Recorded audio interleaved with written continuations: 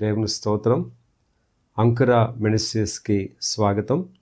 ప్రభు అయిన యేసుక్రీస్తు వారి పేరట మీ అందరికీ వందనాలు తెలియచేస్తూ, ఇమ్మానుయేలు దేవుని గూర్చిన ఈ క్రిస్మస్ సందేశాన్ని మనమందరం ధ్యానించటానికి ప్రభువే మనకు సహాయం చేయనుగాక.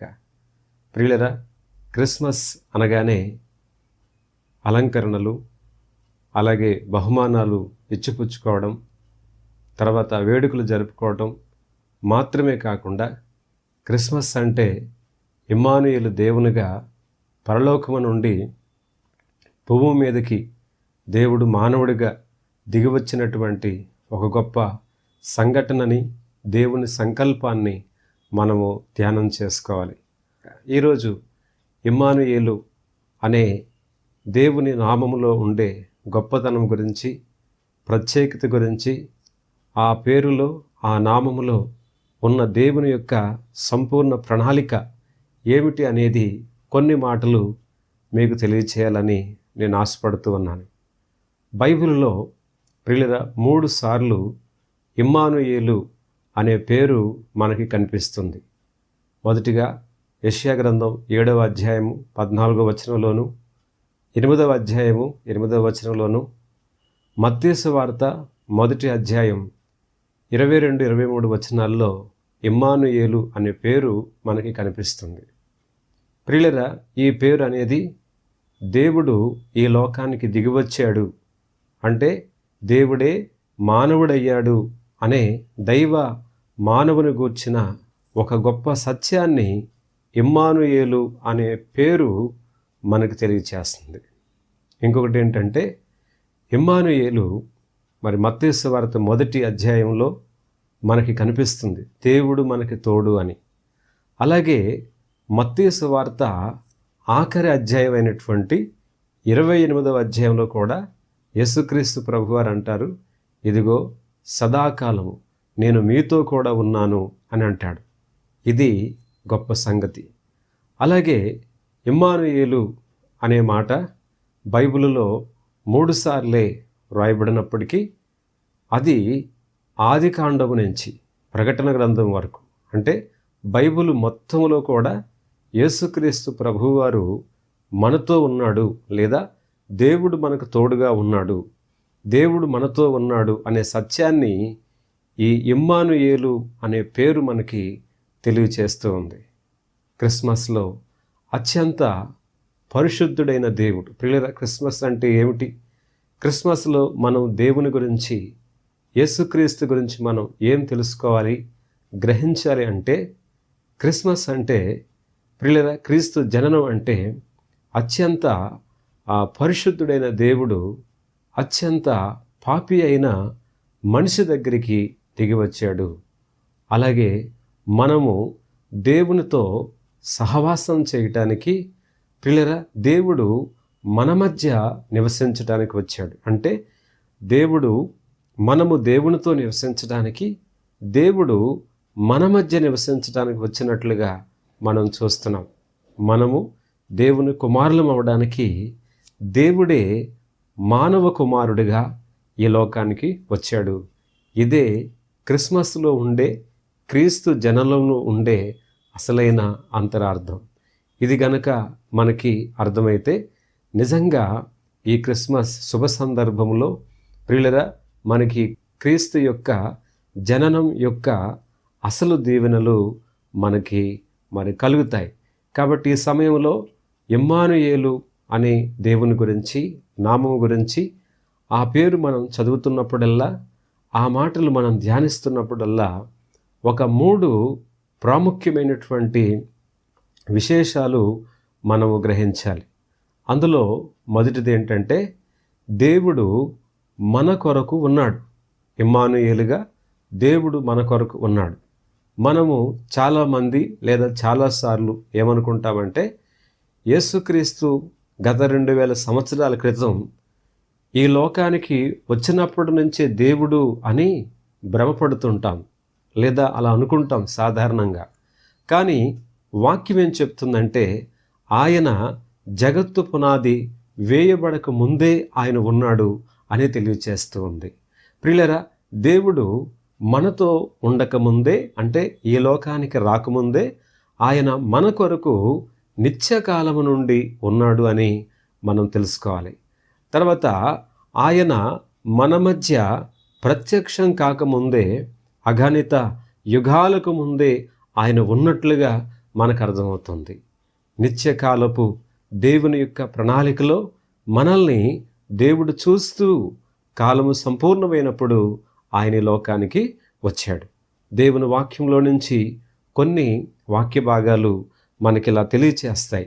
కొలస్సీ పత్రిక 1వ అధ్యాయం 17వ వచనంలో, ఆయన అన్నిటికంటే ముందుగా ఉన్నవాడు, ఆయనే సమస్తమునకు ఆధారభూతుడు. అవును, ఆయన అన్నిటికంటే ముందున్నాడు, ఆది సంభూతుడిగా ఉండి అన్నీ కూడా ఆయన ద్వారా కలిగినట్లుగా మనకు తెలియచేస్తుంది. ఇదే మాటని యోహాను సువార్త 1వ అధ్యాయం మొదటి 3 వచనాలు కూడా ఇదే మాటను తెలియచేస్తున్నాయి. ఆదియందు వాక్యముండెను, వాక్యము దేవుని యొద్ద ఉండెను, ఆయన ఆదియందు దేవుని యొద్ద ఉండెను, సమస్తమును ఆయన మూలంగా కలిగెను, కలిగి ఉన్నది ఏది ఆయన లేకుండా కలగలేదు. అవునండి.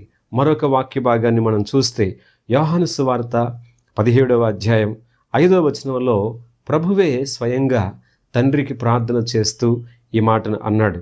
తండ్రి, లోకము పుట్టక మునుపు నీ యొద్ద నాకు ఏ మహిమ ఉండెనో ఆ మహిమతో నన్ను ఇప్పుడు నీ యొద్ద మహిమపరచుము అని ప్రభువు ప్రార్థన చేస్తూ ఉన్నాడు. అవును, లోకము పుట్టక మునిపే ఆయన తండ్రి దగ్గర ఆయనకు ఒక ప్రత్యేకమైన మహిమ ఉన్నాడు.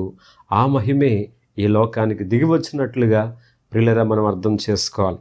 తర్వాత హెబ్రీ పత్రిక 13వ అధ్యాయం 8వ వచనంలో మనందరికి తెలిసిన మాట ఒకటి ఉంది. యేసుక్రీస్తు నిన్న నేడు ఒక్కటే రీతిగా ఉన్నాడు, అవును యుగయుగములకును ఒక్కటే రీతిగా ఉండును అనే మాట మనల్ని ఆలోచింపచేస్తుంది. తర్వాత మరొక మాట ఉంది. ప్రకటన గ్రంథం 1వ అధ్యాయం 18వ వచనంలో, నేను మొదటివాడను కడపటివాడను, జీవించువాడను, మృతుడునైతిని గాని ఇదిగో యుగయుగములు సజీవుడనై ఉన్నాను అని అంటున్నాడు. ప్రియులారా, ఇలాగా ఇవి కొన్ని వాక్య భాగాలు మాత్రమే. ఇంకా ఎన్నో వాక్య భాగాల్లో ప్రాముఖ్యంగా బైబిల్ గ్రంథంలో మనం ఏం తెలుసుకుంటామని అంటే, యేసుక్రీస్తు ప్రభువు ఈ జగత్తుకు పునాది వేయబడక ముందే ఉన్నాడు. ఆయన తండ్రి వద్ద ఉన్నాడు, తండ్రితో సమానంగా ఉన్నాడు. అంతేకాదు ఆయన ద్వారానే సమస్తమును కలిగాయి. ఆయన లేకుండా ఏమీ కలగలేదు. అంతేకాదు ఇమ్మానుయేలు అని మనం చూస్తున్నప్పుడు ఆయన ఏదో 2000 సంవత్సరాల క్రితం ఈ లోకానికి వచ్చాడని కాదండి. మన కోసం ఆయన ముందుగానే సిద్ధము చేయబడి లేదా సిద్ధముగా ఉండి కాలము సమీపించినప్పుడు మన వద్దకు వచ్చినట్లుగా మనము గ్రహిస్తే ఎంత ఆశీర్వాదకరం. కాబట్టి ప్రియమైన వాళ్ళరా, ఈ విధంగా దేవుని యొక్క ఇమ్మానుయేలు దేవుడు మన కొరకు మన కోసం ముందుగానే ఉన్నాడు. ప్రియులరా, రెండవ ప్రాముఖ్యమైన విషయం ఏంటంటే, ఇమ్మానుయేలు అను పేరులో మనకి తెలియచేసే మరొక గొప్ప విశేషం ఏంటంటే, ఇమ్మానుయేలు దేవునిగా మనతో ఉన్న దేవుడు. అంటే దేవుడు మనతో ఉన్నాడు. ఆయన మన కోసం మాత్రమే కాదు, ఆయన మనతో ఉన్న దేవుడిగా మనకి బైబిలు తెలియచేస్తూ ఉంది. దేవుడు యేసుక్రీస్తుగా మనకు సాధ్యమైనంత దగ్గరగా ఆయన వచ్చాడు. ఆయన మనతో ఏకమయ్యాడు ప్రియులరా. అంతేకాదు మన మధ్య నివసించాడు, మనలను కనికరించాడు, మనతో నడిచాడు, మన ఎడల మన ఎదుట దైవ కార్యాలు అనేకమైనవి చేశాడు. అంతేకాదు ఆయన ఈ నేల మీద నడిచిన దేవుడు. ఇమ్మానుయేలుగా ఆయన నేల మీద నడిచినవాడు, మానవ స్వరంతో మాట్లాడినవాడు, మానవ కళ్ళతో ఆయన చూసినవాడు. అంతేకాదు మానవ చేతులతో ఆదరించి రక్షించినవాడు అని ఇమ్మానుయేలు అనే పేరు మనకి తెలియచేస్తుంది. బైబిల్ గ్రంథంలో ఇలా మనం చూస్తాం. దేవుడు ఎలాగా ఈ లోకానికి మనతో ఉండడానికి వచ్చాడంటే, యోహాను సువార్త 1వ అధ్యాయం 14వ వచనంలో, ఆ వాక్యము శరీరధారి అయి కృపాసత్య సంపూర్ణుడిగా మన మధ్య నివసించెను. తండ్రి వలన కలిగిన అద్వితీయ కుమారుని మహిమ వలె మనము ఆయన మహిమను కనుగొంటిమి. ప్రియులరా, ఇక్కడ చూడండి, వాక్యము అనగా ప్రభువైన యేసుక్రీస్తు వారని ఇక్కడ యోహాను సువార్త 1వ అధ్యాయంలోని ఈ మొదటి భాగంలో మనకు తెలియచేస్తుంది.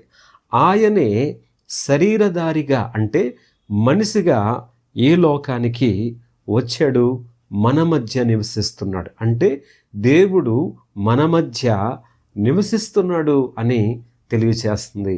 ఎంత గొప్ప సంతోషకరమైన సత్యమో కదండి ఇది. అంతేకాదు మరికొన్ని వాక్య భాగాలు మనం చూడొచ్చు. గలతీ పత్రిక 4వ అధ్యాయం 4వ వచనంలో, అయితే కాలము పరిపూర్ణమైనప్పుడు దేవుడు తన కుమారుని పంపెను, ఆయన స్త్రీ యందు పుట్టి మనము దత్తపుత్రులము కావలనని ధర్మశాస్త్రమునకు లోబడి ఉన్న వారిని విమోచించుటకై ధర్మశాస్త్రమునకు లోబడిన వాడాయను అనే మాటలు మనం గ్రహించవచ్చు. అంటే ఆయన ఈ లోకము కాలము సంపూర్ణమైనప్పుడు తన కుమారుని పంపాడు. ఆయన స్త్రీ యందు అంటే కన్య అయిన మరియ గర్భము ద్వారా ఈ లోకానికి మనిషిగా ఆయన వచ్చాడు అని ప్రియులరా ఈ మాటలు మనకు తెలియచేస్తున్నాయి.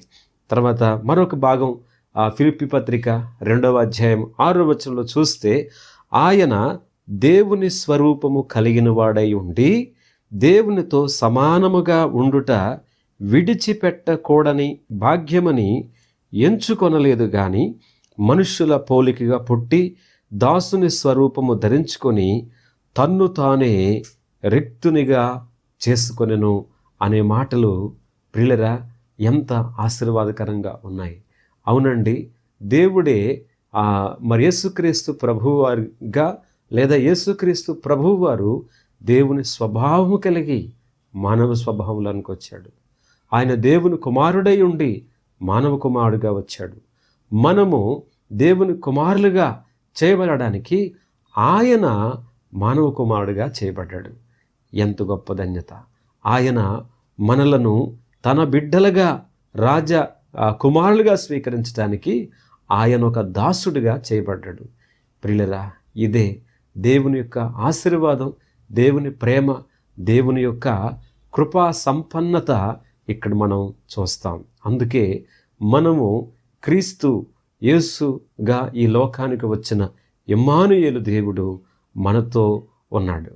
తర్వాత ప్రియులరా, మూడవదిగా మనం చూసినట్లయితే ఇమ్మానుయేలు దేవునిగా దేవుడు మనలోనే ఉన్నాడు. చూడండి, ఇమ్మానుయేలు అంటే ఆయన మన కోసం ఉన్నాడు ముందుగానే.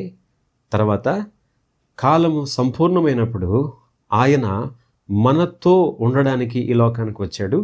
ఇప్పుడు మూడవదిగా మనం చూసినట్లయితే ఆ ఇమ్మానుయేలు దేవుడు ఎలా మనలో ఉంటాడు అనంటే, ఆయన యందు విశ్వాసం ఉంచిన వారందరి హృదయాల్లో పరిశుద్ధాత్మగా ఆయన మన హృదయంలో నివసిస్తూ ఉన్నాడు. దేవుని వాక్యములో గనక మనం చూసినట్లయితే యోహాను సువార్త 14వ అధ్యాయం 17వ వచనంలో, పరిశుద్ధాత్మ ద్వారా ఆయన మీతో కూడా మీరు ఆయనను ఎరుగుదురు, ఆయన మీతో కూడా నివసించును, మీలో ఉండును అనే మాటలు చూడండి. ప్రియులరా, ఎంత చక్కని మరి ఆత్మీయ మాటలు ఇవి. దేవుడు మనతోనే కాదు, దేవుడు మనలో ఉన్నాడు అని వాక్యం చెప్తుంది. మరికొన్ని వాక్య భాగాలు చూసినట్లయితే కొరింథీ 2వ పత్రిక 6వ అధ్యాయం 18వ వచనంలో, నేను వారితో నివసించి సంచరింతును, నేను వారికి దేవుడునై ఉందును, వారు నా ప్రజలై ఉందురు అని ఈ మాటలు తెలియజేస్తున్నాయి. తర్వాత యోహాను సువార్త 17వ అధ్యాయం 23వ వచనంలో ప్రభువైన యేసుక్రీస్తు వారి ప్రార్థనలో ఈ మాటలు ఉన్నాయి. వారి యందు నేనును నా యందు నీవును ఉండుట వలన వారు సంపూర్ణులుగా చేయబడి ఏకముగా ఉన్నందున అనే ఒక ప్రత్యేకమైన ఈ మాటలు మనం చూసినట్లయితే ప్రియులరా, మరి దేవుడు మనలో ఉన్నాడు అనే విషయాన్ని ఈ వాక్య భాగం మనకు తెలియజేస్తుంది.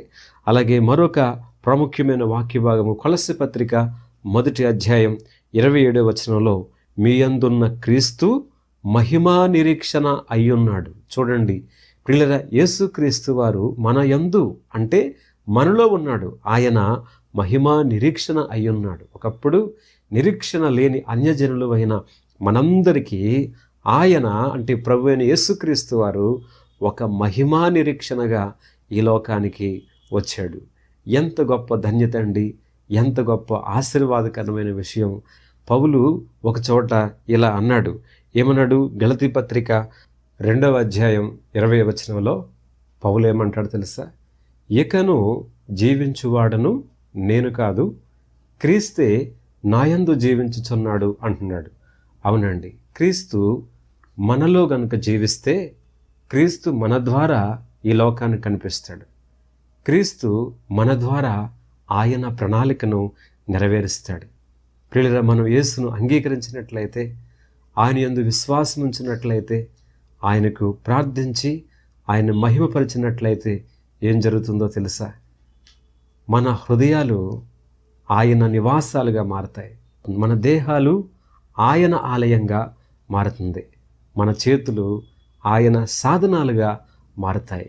ఇది కేవలం యేసుక్రీస్తు వలన మాత్రమే అవుతుంది. ఈ ప్రపంచంలో మరెవరి వలన కూడా ఇలాంటి మార్పు, ఇలాంటి అద్భుతమైనటువంటి ఒక మార్పు అనేది కలగదు.